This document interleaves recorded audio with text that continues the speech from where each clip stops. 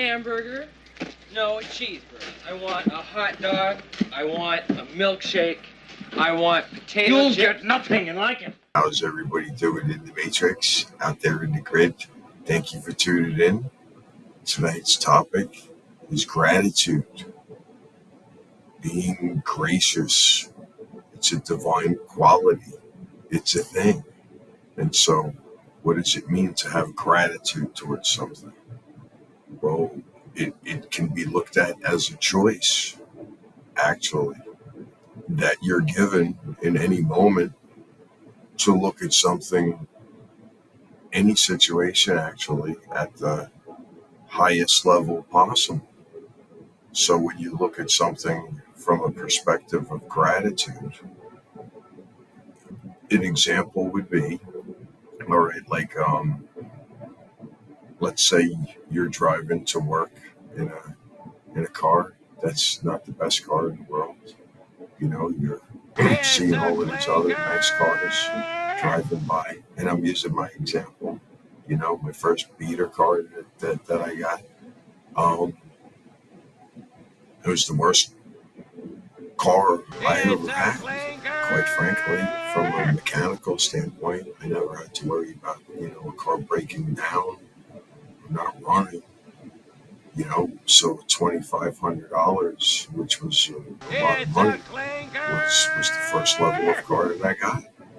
And so while I was driving that, and certainly noticing, all of these really nice, newer cars that really probably weren't worrying about breaking down.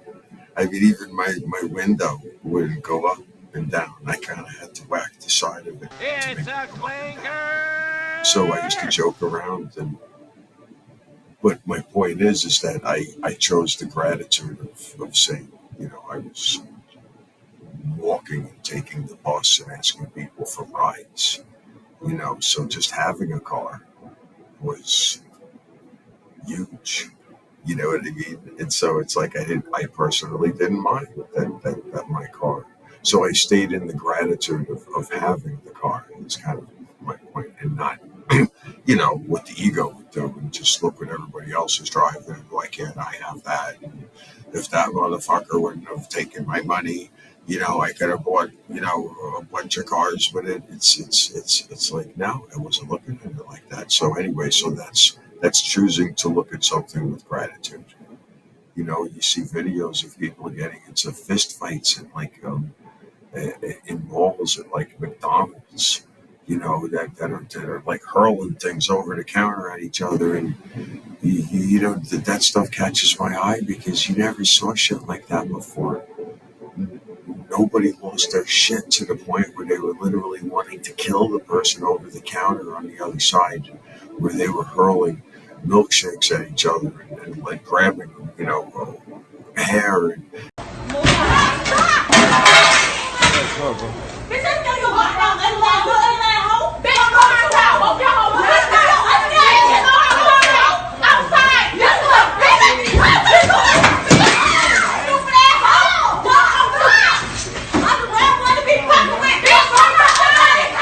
it's like I'm thinking, what possibly could have went wrong with their order to justify that? It's like, couldn't you guys have given each other the finger and said fuck you and just gone out about your day? Because you know what something like that leads to? Neither one of those parties had gratitude, I'm sure, going in that they were there. And so, the little things again that you take for granted and that you can have gratitude for, you can really apply it to almost anything. So the opposite of gratitude is, I guess, what you could call it self-entitlement, where you think that you not only deserve what you have, but you have a right to complain about it. When you really don't. Honestly, it's. Just remember last year at this time we were in a fucking cage, fool, okay? You remember. I like to forget that.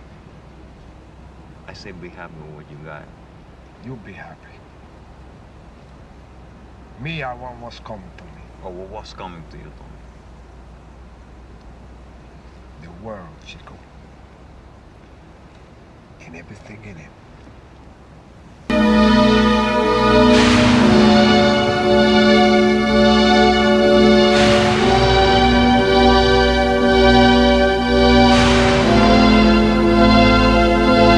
They're the bad guys. You fuck anything and anyone for a fucking Can't buck. you stop saying fuck all the time? Can't you stop talking about money? It's boring, Tony. What is this going for, man? Boring? What's boring? You're boring. Oh. Money, money, money, money, money, money. That's all I ever hear in this house. Money.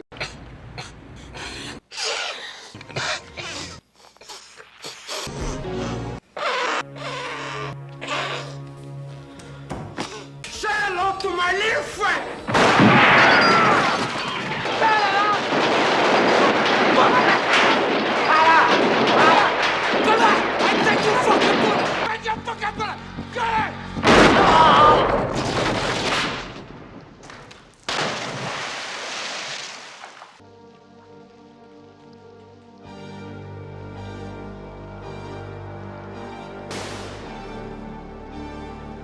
But to have gratitude and apply it to pretty much everything that you are going to is actually the glue that helps everything else.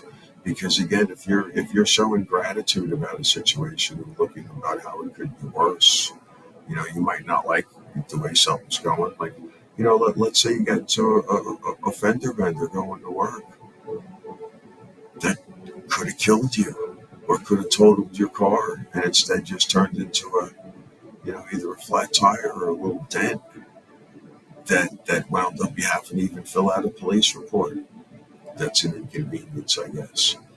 Now, most people will jump all over that and they'll start telling everybody, oh, I got into this car accident. And no. And again, all of that stuff might be true. But if you kind of go into that, and one of the first things you're thinking about is, my God, I almost got killed in that, or I could have fucking killed, it could have been a lot worse, like that. Right away, you're dealing with it and setting it and framing it in a much better, more harmonious energy, and immediately putting out that.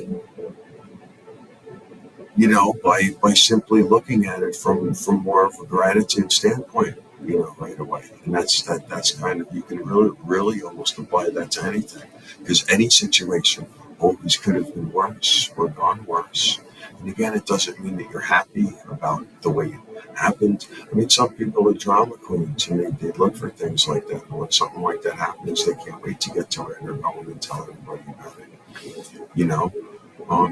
Wait till you hear what happened to me, and it's like they can keep that going for days, but I don't know. To me, that's for the wrong reasons and to a whole different type of an energy that's more of a lower type energy that is more, Jerry Springer, Desperate Housewives, desperate one thing or another, gossip type energy that literally is a drug to certain people. Darker shade, darling, darker shade. Thank you for